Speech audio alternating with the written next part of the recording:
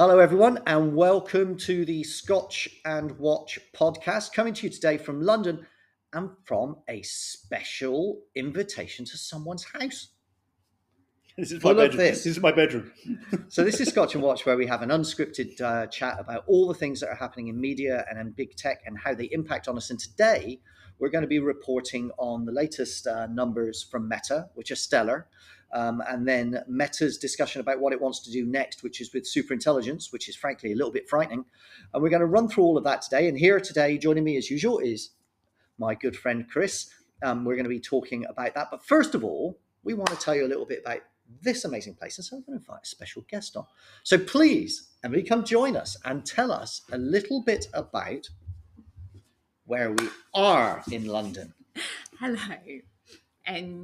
You're in the Whiskey Exchange. So this is the Whiskey Exchange on Great Portland Street. And the Whiskey Exchange Great Portland Street opened maybe 6 or 7 years ago now, maybe a little bit longer actually. And it's one of 3 shops that the Whiskey Exchange has in London. We're also an online retailer, so global online retailer, but 3 stores in London. And this one is the home to our private client space. You're in our private client space right now. And this opened in January, and this is where anyone who's looking to curate their collection, anyone who's looking to understand a little bit more about whiskey can come down, speak to one of the team, talk about the kind of bottles they want in their collection, and we'll help them to curate that, whether it's old and rare, whether it's exclusives, that the Whiskey Exchange bottles exclusively for us, we're the only people that will sell them in the world. And it's a place that we also can run tastings, so people can come down and they can book the space to have a tasting with a group of friends, run by our very knowledgeable staff, an extension of the shows and events that we do all the time. Amazing. So I have to make it clear that what actually happened here is that the place where I'm staying in London was right across the road from here. And so I literally cold called them yesterday and just said, hey, I've just seen your whiskey collection. It looks amazing. I do this podcast called Scotch and Watch. What are the chances you can host us tomorrow? And they said, sure, come on in. And now I'm in a private tasting room, and we are the luckiest people in the world. Thank you so much for having us. We're thrilled to be here. And thank you so much. Oh, by the way, quick plug, the whiskey here is breathtaking. It's everywhere. So amazing. Thank you so much for having us. Well, to kick off, here's a Milton Duff, and this is from our Lost in Time collection. Enjoy it. Wow, I love London. Thank you so, so much. Chris, you're welcome back. Coming. Oh. Right. Cheers. I can see I'm about to get replaced on this podcast. This podcast, yes, you're done. Sorry, you're fired. This podcast, as you all know, is normally it's me having a scotch and Chris having to watch, but now we're both in London, we can have a drink together, which I actually think is the first time we've ever actually sat down There you go. Cheers. to have a drink Cheers together. Yep. Cheers, buddy. Well done.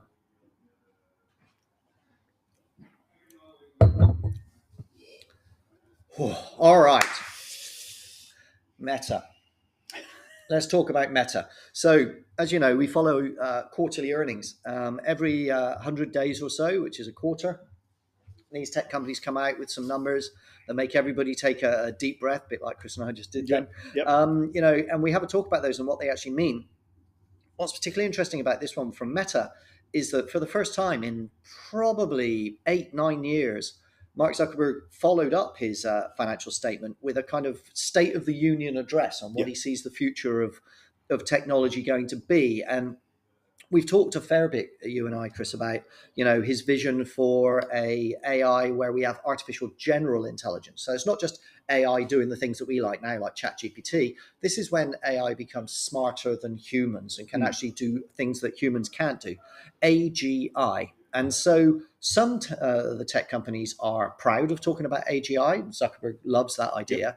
Lots of the others are really scared of talking about it because they think it might upset people. So I did notice that I saw everybody kind of bristle a little bit at the investor briefing when Zuckerberg said our technology, our AI technologies are starting to learn and we can see it happen. And you just suddenly thought, everybody go, hang on a minute. And so suddenly it's not called AGI because that's got a really bad name. It's now called superintelligence. Is that right? That's right. Personal superintelligence. Well, lucky it's for us, apparently. Yeah. Yeah.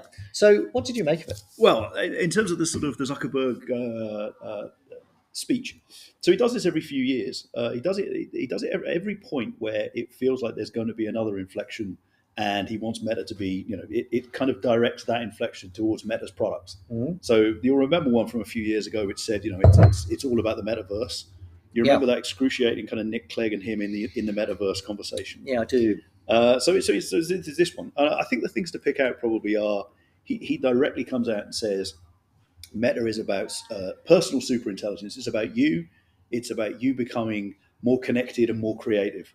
With brackets, this is not about business software. This is not about more efficient coding. This is not about taking people's jobs away. This is about basically making you smarter. And that tells you that's how Meta is going to package up all of their kind of AI technology. And he also says they love a kind of big, broad analogy. So they have this great analogy, which is like 2 centuries ago, farmers, there were so many farmers, and now there aren't that, 1% of people are farming and feeding the world. And the personal superintelligence is going to help us all do that. And we're going to spend time being more connected and more creative, brackets, rather than losing our jobs.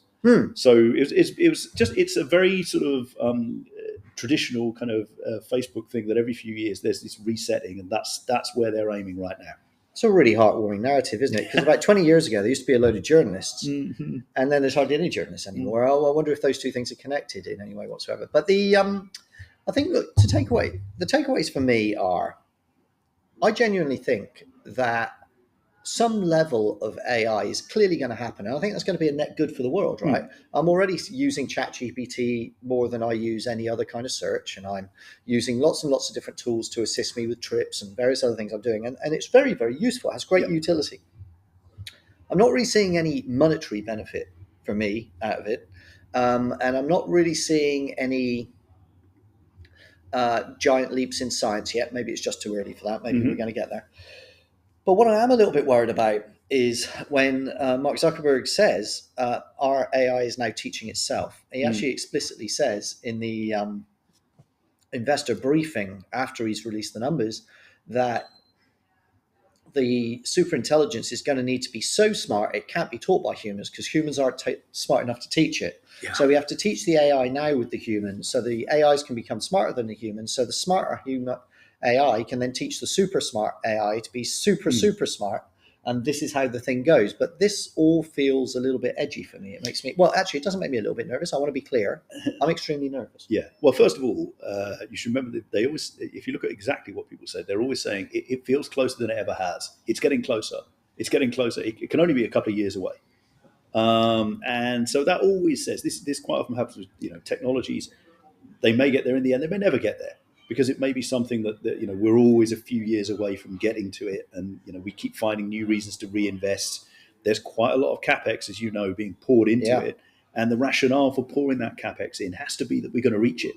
So at the moment, there are two things, there are two narratives that you'll hear over and over again. One is we're in touching distance of artificial general intelligence or superintelligence or personal superintelligence or some kind of... Or Jeff, which is what I'll call it next year. Which is probably true, which is possibly true. And the other one is, and if we don't get there, China will. Yeah. And those two narratives are driving a lot of the kind of the demand for competition, for investment, for talent, and for what Meta's doing. I think then if you look at what was interesting to me in the results is there's a couple of bits. One is when you actually look at the numbers, what is it that Meta is kind of seeing that tells you that kind of AI is going to help their business? We should look a little bit at that. But the second thing is they gave quite some interesting insight in the investor relations kind of chat where the CFO talked about projects that they've invested in. And that really tells you where actually AI is going to drive this business. Yeah. So I noticed that I think you're alluding to the fact that, they intend to use AI for a whole host of things. But when people are thinking about, this will be a cure for cancer, this will land man on the moon, it will enable us to build it. Sam Altman said this week in an announcement, he wants to be able to build a Dyson sphere around the sun. Why wouldn't you? Right. Yeah. It'd make a hell of a mess in the garage. Keep watching Star Trek. So let's just maintain a pace. But Zuck was pretty clear and alluded to 5 things that he thought were really important for what these AIs could do, and the top of his list was unsurprisingly advertising. Yeah.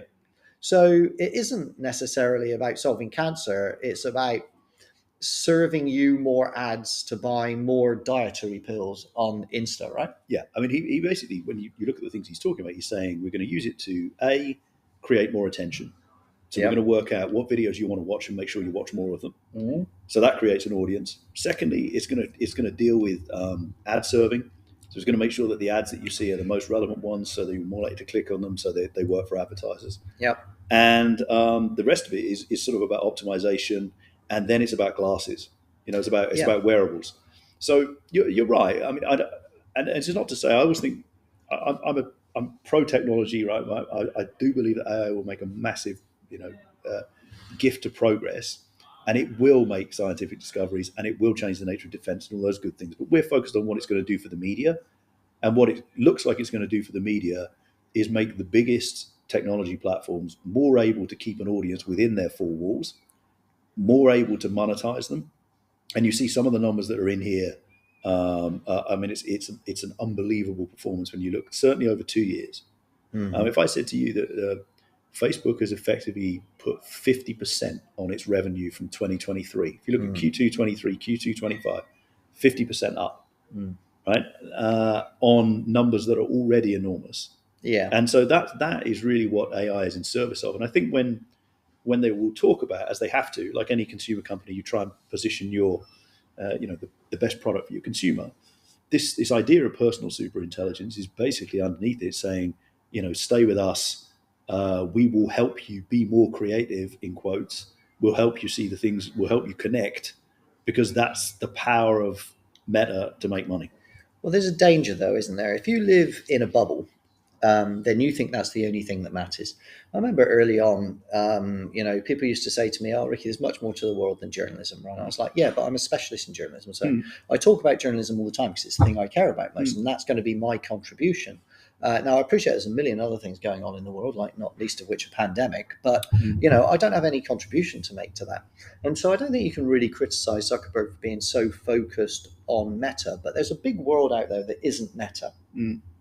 And I'm not entirely sure that we're going to live our entire world like our entire lives like Wally on the ship, staring at a screen, chatting to Insta all day. I think there's going to be more to life than that. And so, but equally, though, I don't think you can criticize him for really diving deep and hard into his business, because he is the sole practitioner, the architect, the captain of the ship for this company. And so you have to have a certain sympathy with him on that. And I'm going to make an admission. All right. So normal programming is not broken, just so you know. I'm just going to let you know. I tried on the Meta glasses, and they're really cool. Right. I'm never going to buy them. Right. But I can see the utility. Right. So they're Ray-Bans. They look pretty cool. They have a camera, which is kind of cool. I can talk to them, which is kind of cool. I can walk down the street. You can tell me where I am. That's kind of cool. There's a utility to this, right? It's a lot. He talks a lot, Zuck, in this statement about how he believes that glasses are going to be one of the form factors for the future of AI, because it sees what you see, it hears what you hear. He's an inch away from plugging it into my brain and trying to suck everything out of there. But they are actually quite practicable. Have you tried them? No. You just wouldn't put them on your face in case he was listening? No. Just couldn't do it? Because essentially, it sounds, I don't know whether this is now considered old-fashioned. I do not want to blend the two worlds. I either want to be like in the real world, or I want to be looking at a screen. I have no need to blend the two. Okay, all right. I find myself looking at my phone quite a lot when I'm moving around, doing things, directions, checking things, asking questions.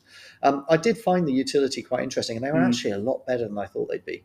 So look, maybe it is going to be the case that glasses are going to be up there. And he made it really clear, didn't he? He said that he thought that this was going to be, the glasses were going to be the breakthrough product for AI, that it won't be screens. I think everybody's pretty much accepting now that probably the era of going to a screen and looking at it is probably starting to come to an end. Yeah, I did find, and not to be cynical. No one wants to be cynical. No. So the wearables division, or the kind of the Reality Labs division, which is the AR VR bit, is lost. I know where you'll go. Lost about $4.5 billion. It was $4.5 billion.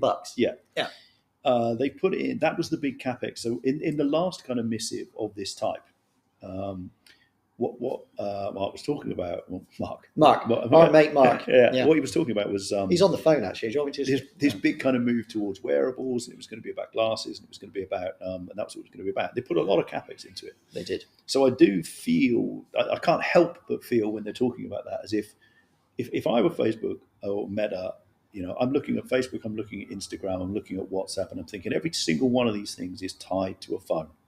I am essentially at the mercy of Google and Apple in a smartphone, or Samsung perhaps, but in a kind of smartphone world to get to my consumer. Mm-hmm. And I would love to have a direct-to-consumer, application or surface, as they call it, and for them, that's glasses.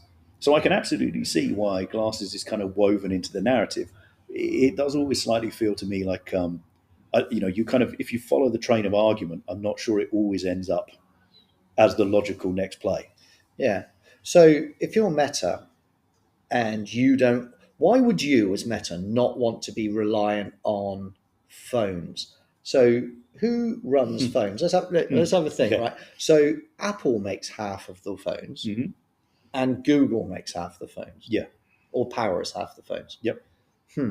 Now, again, we're seeing this kind of the five companies at the top of the tech tree are just accelerating away. Yeah. So fast. So, you just mentioned, so Meta was the fastest growing tech stock last year, Yep. and is doing pretty well this year. It's up there. It might do it again this year.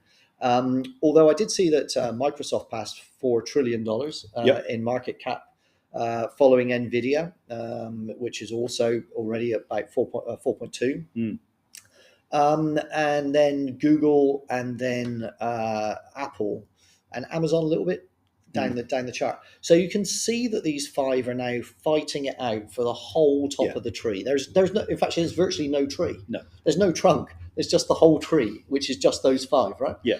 And so you can see that they are fighting for supremacy, and there's so few of them now, they can carve out their space, right? Yep. So it's pretty clear that Google is going after, it's going to lose search, right? So search is falling over. We should talk about that. And really, Google's trying to get in the AI space, but it's all over cloud, and it's got very fast growth in all of these areas. Infrastructure, it's IBM in waiting. I've been saying this for years. That's what it is. Become an infrastructure company rather than a direct consumer product company. Apple, I saw stories today that Apple's thinking, proposing to make a pitch for Perplexity to buy that, to get into the AI space, so it can make its iPhones and its devices and everything cooler and better. I can see that they're carving out that space.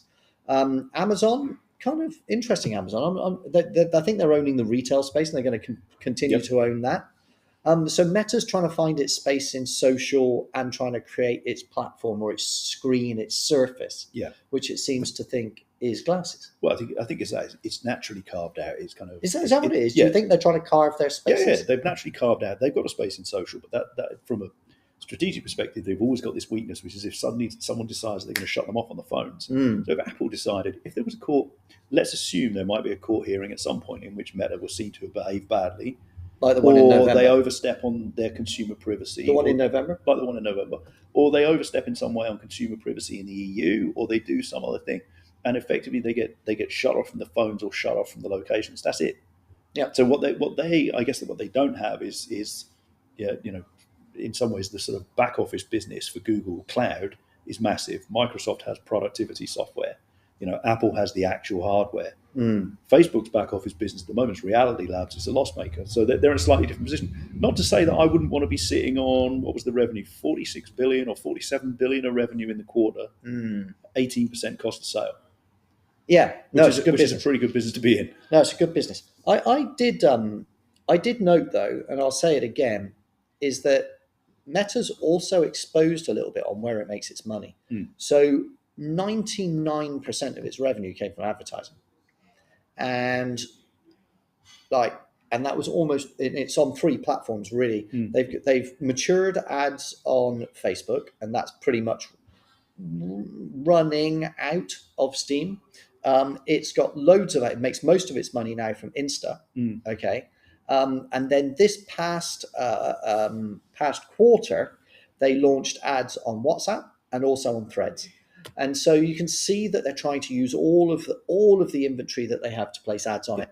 And I think that we were talking just before we came on, just when we were just having some lovely whiskey with Emily here.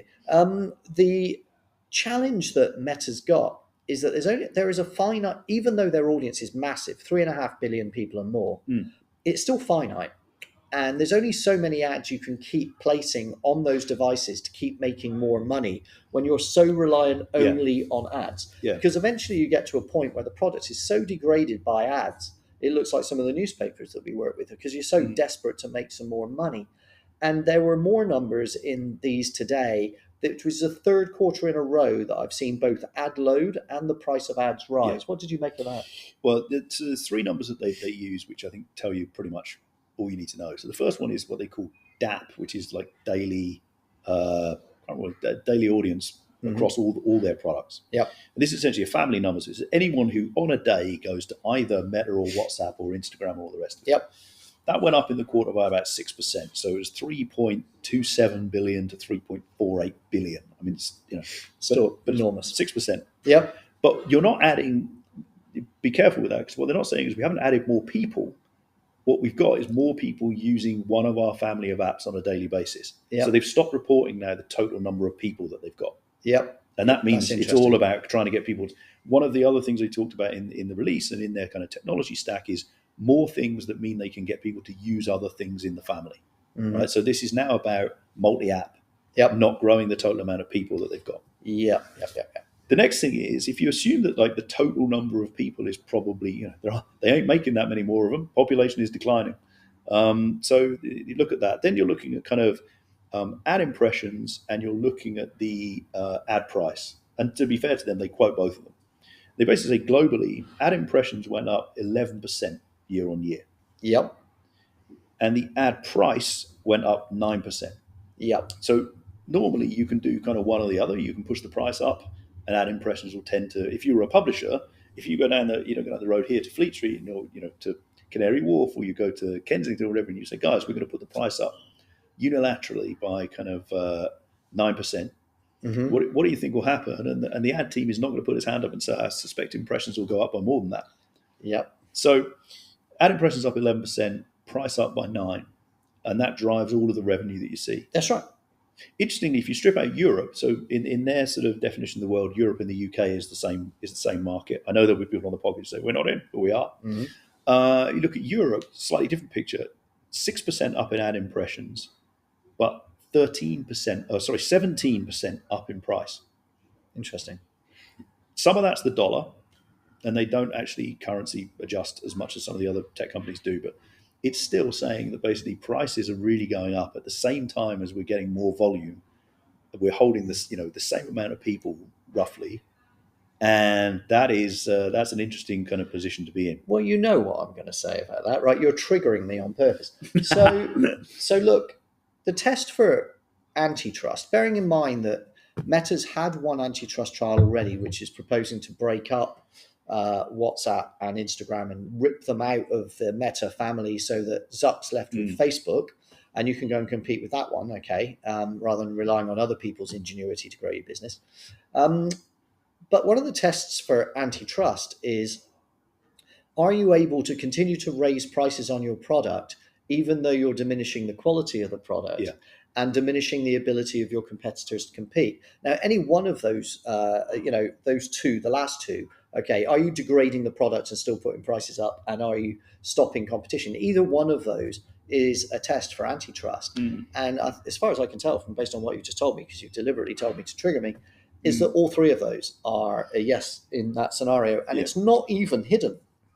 It's blatant and shouted, and it's almost like a come and get us if you think you can kind of approach, which hasn't worked great for Google. Well, I guess the argument from Meta is we're just in the ad market. So which is, the FTC case was all about which market are they in. Well, tell that to WhatsApp. I know, but I'm just saying that's what they'll say, which is, look, we're just competing for advertising. Tell that to Snap. Right, there are plenty of people within Meta that would rejoice if WhatsApp was spun out, and would absolutely rejoice if Instagram was spun out, none least of which Kevin Systrom, who might have said, fairly clearly in the antitrust trial that he thought that they were doing a rubbish job of it. In the same way as at Google, there's people screaming, please let YouTube out so we can go and build YouTube. And there are investors all over the place that would love to have them out too. Yeah. The slight difference between Google and Meta, though, if through my lens, is that I think Google has probably run its race now. And I think people are starting to accept that that's probably right. Its growth is mediocre, 14%, something like that. Over here at Meta, though, you're bouncing along at what, 24, 22, 24? 20% revenue. 20%. Yeah. So, that's still a number that's going to keep people happy. It's double digits starting with a 2. People are pretty happy with that. That probably means it's got a bit more race to run. Yeah. But at Google, I just don't think that they have. But if you are another social media platform, there's really no oxygen left in the room for you to go play, is there really? I mean, we're going to have, I don't think we're breaching a confidence here. We're having a chat, I think, with somebody from another social network fairly soon, aren't we? Yeah. I think we've got, so this is like results season. So this is Meta, Apple, Microsoft week. And I think next week is Snap. And I think that finishes the the set. Have you just told everybody who we're going to talk to? No, let's say, we'll do it. Somebody else that's reporting next week. Yeah. One of them. And so this reporting season might feel a little bit, you don't need to know this. It might feel a little bit aloof, a little bit stock market, a bit blah, blah, blah. These are the things that really matter to you. So if you work in a media company and you're in journalism and you can't get your news to 3.2 billion people because Meta's decided not to do it, that's a problem. If you work in the advertising department, and I don't even need to tell you this because I know you're all screaming in pain. If you're in the advertising department and you're going to your agency and you're saying, hey, I've got 25 to 35-year-old white-collar professional women in my in my network that you can advertise to, and I'm looking for a $30, $40 CPM, please. The answer is just a hard no because I can buy all those people 16 times since Tuesday on Meta, so you can't compete there. And then if you're trying to argue that there wants to be enough money to invest or investors to invest in media companies and for the rest of media to grow, you've got no chance of getting anywhere near that either. And so on all sides, this company that presents its social media network is a planet killer for people that live in journalism. I think it's the story of the whole results season is that, as you said earlier, the bigger getting bigger. They're pulling away at a hell of a rate. They're still doing double-digit growth on billions of revenue. Mm-hmm. And for all of so I know we were talking last week about in Google's report, the one thing they called out as a risk, which sort of amuses, was being outcompeted by the publishing industry, and they sort of buried the risk about being broken up. It's interesting in Meta's key risk, the one thing they keep coming back to is the risk of regulation from the EU. And when you look under the numbers, you sort of dig around in the numbers. So the European market's growing faster than the US market. It's about 24%, something like that. It's about a quarter, roughly, of Meta's revenues. And it's growing, and they've got price kind of power in those markets. And so it's a really big deal. But actually, it's interesting that was called out. That's the biggest risk that they see. Yeah, I've got a thought about that. So in the last earnings round, I went to have a look at where the fastest locations for Meta's growth was. And you have to go quite deep into their financials to find this. And it was China. China was where they were selling most. It was all of these low-cost kind of retail, these companies. And so they were doing really, really well there. But what was really clear in this report, and you pointed out earlier on, is that their growth in America is starting to get anemic because it's starting to get to full saturation of the US market, which means the second largest economy in the world after the US is Europe. And Europe has been really clear that it doesn't want to give Meta a free run here. Yeah. It wants them to pay tax. Awful idea, but apparently it's a thing. And so they want them to pay tax. They also want them to be responsible to the countries in which they operate. They want them to be competitive. They want others to be able to play.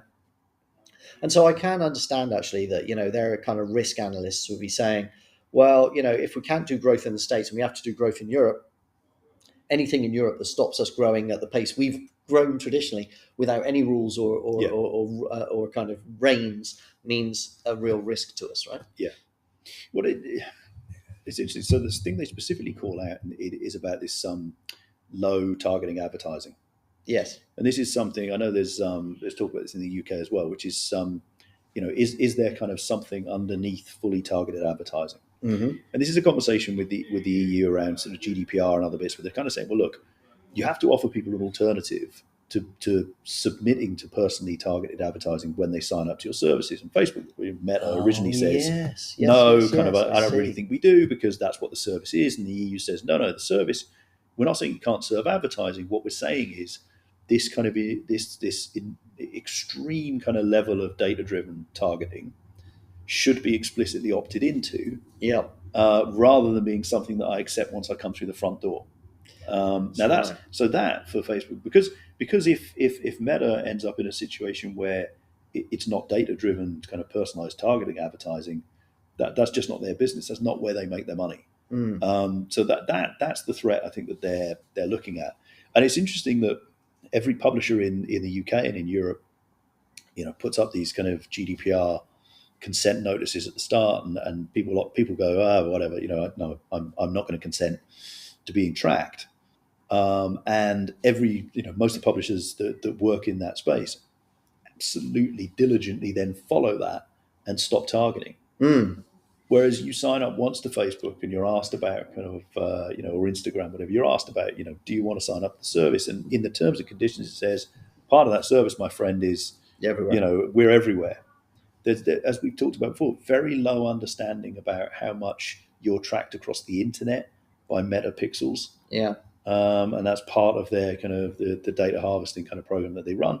And so that's what the EU is kind of most interested in. So that's one to keep an eye on, I think. Where are we at in the pay or consent thing? Last I saw, Europe was really going after. So pay or consent is basically let us either, you can let us target you with advertising and we'll collect all your data and you agree to it, tick here, consent. Yeah. Or you're going to have to pay for our products and, we're going to put a charge on it, right? Yeah, I think we've ended up with this kind of funny, as in they ended up putting something in and then kind of going, I'm not really sure that's what I meant. There's a lot of talk about GDPR being reviewed, which might get quite a lot of support from people. So I think it's one of those things that sort of bounces around and come back up in the air again. Yeah. So there's Emily, do you mind if I just help myself to a little bit of the other whiskey that's just here? Sorry, just take it. Look where we are. Advertisement break. Yeah, that's exactly what it is. I'm going to target this. Look, here's my targeting. Tell me a bit about it. Thank you. So it's a Redbreast. It's bottled exclusively for the Whisky Exchange. It's a 19-year-old. When it comes to the Irish whiskey, we get casks of some of the much older whiskies where they've got quite a small amount of it, because we bottle single casks of the Irish whiskey. We do some great ones with Redbreast, also some really good green spots, and we've actually recently bottled the oldest Jameson that's ever bottled. Wow! So the Irish whiskey from the Whisky Exchange is doing pretty well at the moment. Amazing. We must do this live again. Yeah, we must get some people along. If anybody would like to come, drop us a line and we will regale you with stories and whiskey at the same time. Is that right? Yeah. Is that what we're going to do? Yeah, we might be back Wednesday, actually, Emily. There you go. With whiskey. All right, so let's talk about pay or consent. Mm-hmm. So, thank you.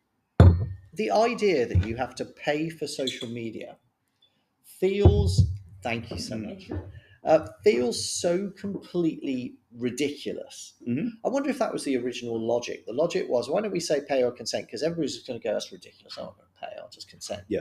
Right. That's probably what the idea was, right? Or was it to make fun of European regulators? Do you think, just by saying, look how out of touch they are? No person under the age of 25 is going to do that. I think it was. I mean, I think the original thing was you have to give people an option. Right. And it has to be a realistic option. But you make the option so stinkingly awful. Well, that was the answer. Well, the kind of argument, I suppose, I do think there's some logic in this. You make the argument to say, well, hang on, that's how we make our money. So if you take away the ability for us to make our money, then it has to be a paid option. And to some extent, that's kind of, it follows the argument from publishers that we're either a subscription business or we're kind of predominantly an advertising business. And, so if you want to make, a subscription, they've flirted over the years, definitely. A lot of the social media companies have flirted over the years with saying, do we want to try and build some kind of recurring revenue because we know that drives valuation? Do we want to build something that says, there's a premium tier? If you look at the blue tick world in X, that was all about kind of That's so good. Driving kind of starting to drive recurring revenue base to try and get people to have a financial relationship, et cetera, et cetera. Do you remember when Meta was going to be a bank? I mean, all these things were about Dating. I Yeah. remember dating yeah, because he'd be top of my dating list. not me. No, not. So I think the pay or consent piece was a sort of okay. Well, if you're going to ask us to give a choice, and it's that, and then it hasn't worked in the end because, as you know, when those screens come up, and I think that for those people who love a good discussion about GDPR, the few of you on the cast, Both of you. yeah, the whole point of it was that it was meant to be informed and willing consent. Yeah. And so there's a lot of it. The part of the reason GDPR is seen not to have really worked is because what happens is it starts out as informed and willing, but ends up with something that pops up and people just get rid of off the screen. And so pay and consent comes up. People go, no, I'm not going to pay. I consent. And the sort of GDPR purist says, well, that isn't really what that for me is not an informed and willing consent. That's I'm not paying for that, which is different. But look, I have this in the back of my mind every time this conversation comes up. When a tech company decides to try something and it doesn't work out and it adapts it and it changes it, it's being innovative. When a government comes up with an idea to try and solve something really big and it doesn't work the first time, they're stupid. Yeah, I just don't really accept that. I think that when the things that you're trying to regulate are moving as fast as they are, and when they are unclear exactly what the implications of the change is going to be over time until you've tried it, Yeah. you have to be allowed, if they're allowed to go fast and break things, then so should the regulators. And, I don't think it has to be perfect. No law was perfect the first time it was passed. It's always had adaptations, and I think that's okay. Yeah. I would be far more worried about people deciding not to try and bring in change when we know change has to happen because it's not going to be perfect first time around. That's just not the way the world works, really. It's interesting, though, when you think about it. So I've started to hear more and more people talking about B2G. So B2C, business to consumer, B2B, business to business, B2G, business to government. And companies who are creating kind of B2G sales for, B2G products, they're particularly trying to get into the government world. And so when you look at the big American, tech giants, all of them are working very, very hard to be a B2G kind of ally. And so if you look at the kind of the work on defense, if you look at the work on trying to build infrastructure for the government, if you look at Facebook, what in fact, one of the most kind of interesting applications of Facebook's wearables technology is to use it for the military. That's the one part where Facebook or Meta have managed to create a kind of military defense part of their business. All of the other, Microsoft and Google, very, very embedded in the defense world. Palantir, very heavily into kind of the defense world. And so that helps them build these government relationships, which also then, without a doubt, affects the kind of relationship of those companies to all of the regulators. Yeah. The EU is one of the few kind of large-scale jurisdictions where that relationship doesn't work very well because the EU isn't a national government.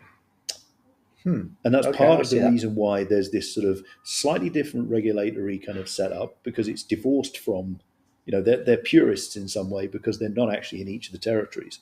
And so that's why I think you do have this slightly different, slightly more combative, slightly more privacy based, a little more like culturally driven regulation. It's different. Sorry, that was a slight digression. No. I hear you. I did a podcast last week with a journalist that had quit journalism, investigating big tech, to go to the FTC to break up big tech. She became really frustrated that her stories were, always leading to FTC investigations that maybe didn't get where they needed to go.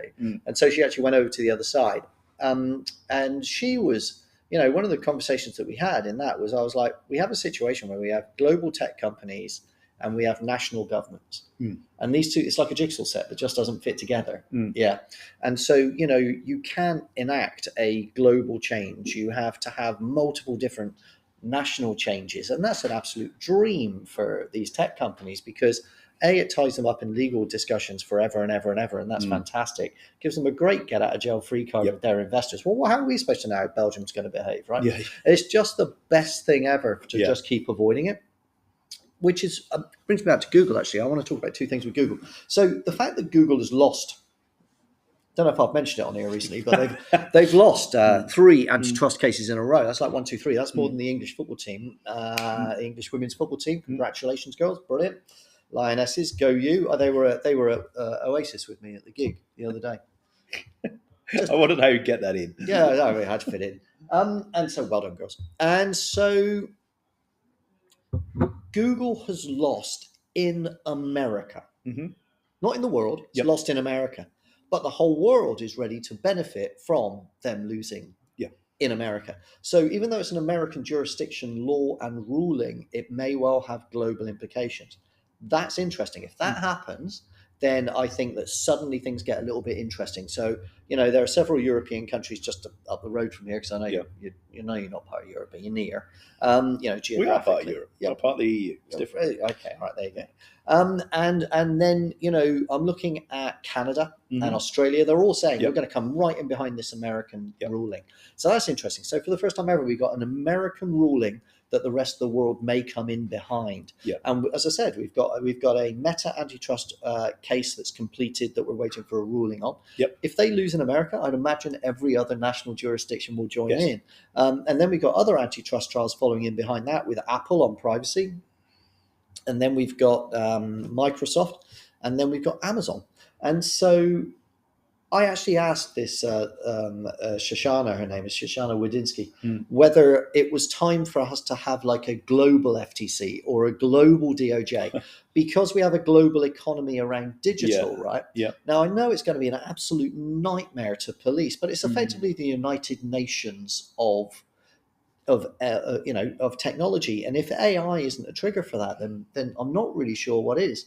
But like I say, look, my idea, I just have the ideas. He has to actually do it. His thought is that's just never, ever. Look, it's clearly never going to happen. I tell you why I'm pulling that face is because for my sins, I read the America's AI Action Plan. Yeah, no, I've read the UK's AI Action Plan. I've read the Chinese AI Action Plans, because they're interesting documents in terms of sort of giving you an idea about where everybody's pushing.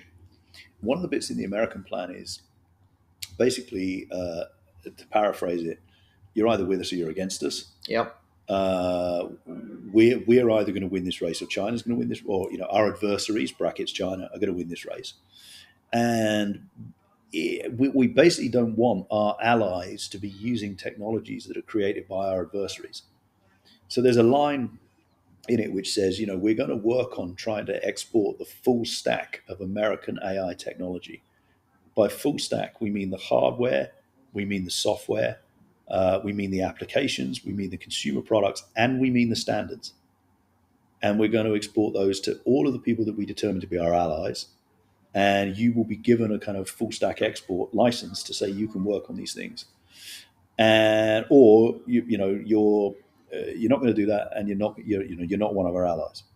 So this is, I'm very worried. This is 2 glasses of whiskey in, but I am sort of you're seeing a lot of signs at the moment that say exactly what you've just explained, which is it has to be kind of regulated or ruled on in America for it to really be enforceable anywhere in the world. You're beginning to move to not a UN where everybody is in the room, and there's a kind of Security Council which has eight sort of countries on it and something can't get past it. There's a sort of balancing element. This podcast is not about whether the UN is an effective governance structure, but what it does at least do is say there's 8 people in the room. This is moving now towards essentially a Chinese and American AI kind of standards. Yeah, it's tug of war. China very clearly is quite amusing in some ways. Is say, hey, look, we're open source, we're pro copyright. We're investing heavily. We're going to basically we're your option. And the US is saying, we are basically going to. I mean, it is the most, that document basically says we're going to dominate. We are going to be first. We are going to win. And it's a zero-sum game. We are going to win, and our adversaries are not going to win. So for Europe and for the UK, that leaves you in a position where if you don't accept the technology, you can't also accept defense protection from America. That's a very difficult position for government to be in. But if you do accept the technology, over time they're going to push you to accept the standards. And that's where the EU is such an interesting kind of. The EU is a big kind of regulatory body that's going to have to work out how it deals with that. And the UK then is a kind of, as we said before, the pea and the whistle, which kind of shoots between the two of them, trying to work out which standards it adopts. So AI is effectively the front line in a proxy war for East-West power, isn't it? Yeah. Yeah. You think that's fair? Yeah, I think so. I think essentially, if we're all adopting the same technologies, we're all kind of adopting the standards. It's silly. I mean, things in there like we're going to get rid of the American AI plan says also we're going to get rid of any kind of mention of, or bias towards climate change, bias towards diversity and equality. Mm-hmm. So then that's an export of those standards in the underpinning AI to the rest of the world.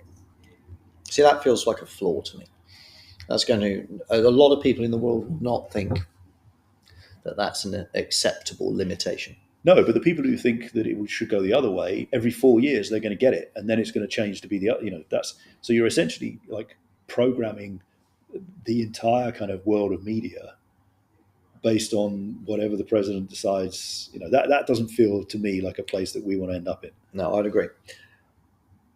I just don't think that's ever going to fly. But let's wait and see. Now, before we go, we talked earlier on about how, in my opinion, from my conversations with the DOJ and the FTC and everybody else, and I've got a very important meeting tonight, which I will share later, is that how can I put this? I've lost my thread for the first time ever, live on air. I was interrupted by a message from my wife. That was it. Yeah, we both read that. Did you? Yeah, she's on her way here. Oh, terrific. Let her down this quickly. What I was going to say, I've just remembered. What I was going to say was that we talked earlier on about how Meta has tweaked the regulators again in its financials by saying we've put up ad load, we've put up ad price, we're still out increasing our money. Nothing we do has any impact. Doesn't matter what we charge our customers. Doesn't matter if we destroy their experience. Mm-hmm. We're going to keep on growing. I saw an absolute masterstroke this week. So Microsoft also released its financials, this quarterly financials. Another stellar performance. Yep. Amazing. I think Satya Nadella's the real gangster, actually. I think he is the absolute gangster in the way that he plays this stuff. So he tweaked the regulators. You won't remember this, but 2 years ago, he decided that he was going to expand Microsoft's investments in gaming. Yep.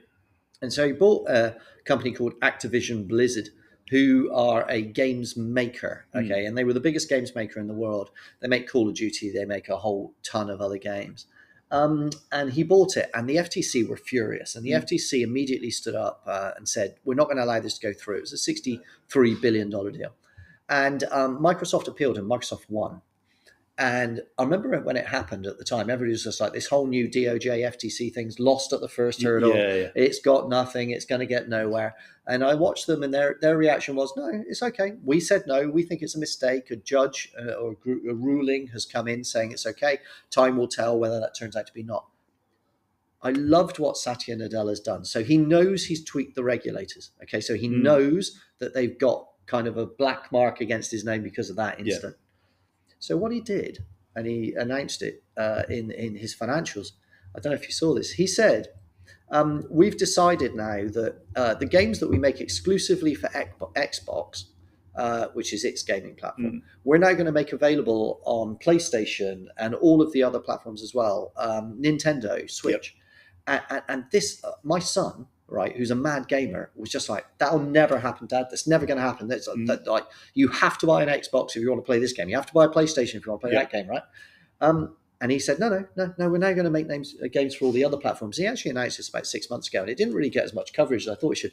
But when he came out on this quarterly report, he said, oh, by the way, we're now the largest game maker for all these other platforms. And so he's managed to turn an acquisition that upset the regulators, okay, he's now turned it into, it's not anti-competitive because we're making them for everyone. And here's all the money we've got. That's a massive. So they were up, Microsoft ad revenue up 21%. Yep. LinkedIn up 9%. It's too easy. That drives me mad. It's too easy. That drives me mad because that's publishers' money. Yeah. That's publishers' money, right? Look, Microsoft is an ad business. Everybody forgets this. And so Google's an ad business, not a search engine. It's an ad business. And Meta isn't a social network at all, because 99.1% of its money comes from advertising business. The fastest growing advertising business in the world, okay, quarter on quarter, is actually Amazon. So Amazon's also an advertising business. Retail advertising. That's right, yeah. And then now the fourth largest advertising business in the world is Microsoft. Yeah. And so that publishing, like that is some big people to compete with if you're in the advertising business, right? Yes. But all four of them are facing antitrust. So we'll see what happens. What else did you make of the Microsoft numbers?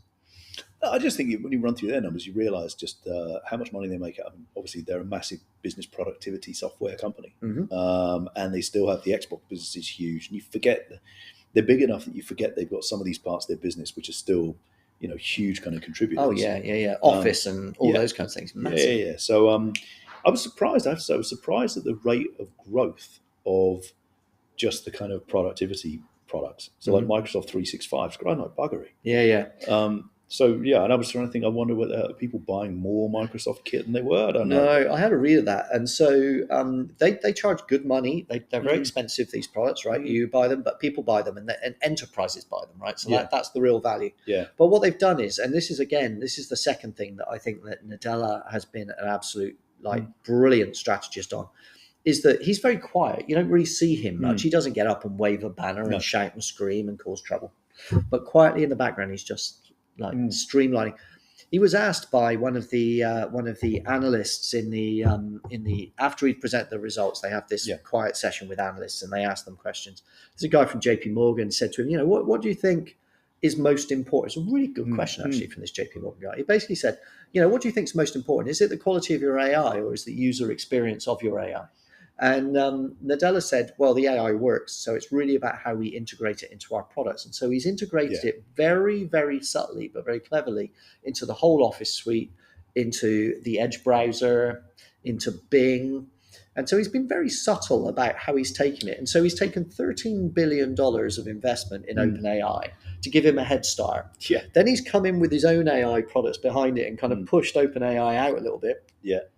Very neatly then packaged this new AI that might be OpenAI and it might be his own, but I'm going to package them together. I'm going to call it Copilot, which feels very Microsoft and cuddly, doesn't it, with its pretty pastel colors. And then I'm just going to stick little icons here, there, and everywhere with a prompt every now and again. And that is what I think he's done well. I think really well. I think the UX and the experience is almost invisible for 3.2 billion people using products they already pay for. Yeah. And then what he says is, if you just want to throw another $20 on that a month, then we'll give you access to all these AI tools, which are already built in everywhere. So if you don't pay the $20, they don't work. And I think that's been amazing. That's absolutely right. And the thing that Copilot has is the install base at an enterprise level. And people kind of feel like it's safe to use that. They do that really well. Actually, we're sat, probably if you go about 2 miles that way, you end up at Lord's. Yep. Where Satya Nadella is one of the biggest investors in the London Spirit cricket team. Is he? Yeah, private money, not a Microsoft investment. He's got it. He's got the money. Yeah, I think so. I just want to say hi to our subscriber from Wisdom that signed up 2 weeks ago, by the way. Thanks very much indeed. Yeah. It's great to have you along. You should come and join us in here next time. Mate, we should let these poor people have their tasting room back. Yep. Look, we'll be back again next week. This is a ongoing series. We've still got all this to drink. There is a whole ton of stuff happening, and it's not going to slow down anytime soon. So let's talk about a couple of things just quickly to wind up that we're going to see fairly shortly. We are a week or two away from the first round of remedies from the Google antitrust trial. Now, the App Store was the very first antitrust trial that no one talks about. Everybody's forgotten about that one now.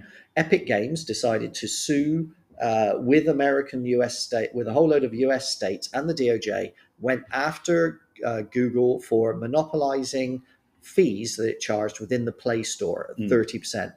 Epic argued that it should be allowed to put its own store in there, and everybody should be allowed to put their own store in there. And Google shouldn't be allowed to charge a completely made up 30%, given that that was massively more than almost anybody pays for a service like that. And Google lost that trial. That was the very first one bought by the DOJ. Instantly, Google appealed. I'm going to come back to that in a second. Then there was the search trial. Then there was the ad tech trial. Now, that appeal started, and lots of people in the industry have been pointing at that appeal and saying, look, see, Google's going to appeal for 5, 7, 9 years. That's how it's going to take for these appeals to come back. But that first appeal is back in 596 days, and they lost. So Google has now been denied at appeal, 596 days. So everybody that's saying to themselves, oh, we're years away from getting a decision on the search antitrust trial, right? Yeah. Because it's immediately going to go to appeal, and those appeals are going to take 10 years. I really don't think that's the case. So if you actually have a look at how the remedies work and the technical committee that's proposed to be put in place, they're only there for 3 years. So I think they're already operating on the belief that this will be a 2-year, and if that's right, and we've got the search antitrust remedy coming up in the next 2 weeks, and then the appeal starts, and then you've got the ad tech antitrust remedy before the end of the year, and then that leads to an appeal, that still means you're less than 3 years away from all of those being done, and the best part of $200 billion worth of advertising falling back into the market. This is going to be a period of major, significant, ongoing change. All of that with the excitement of AI on top.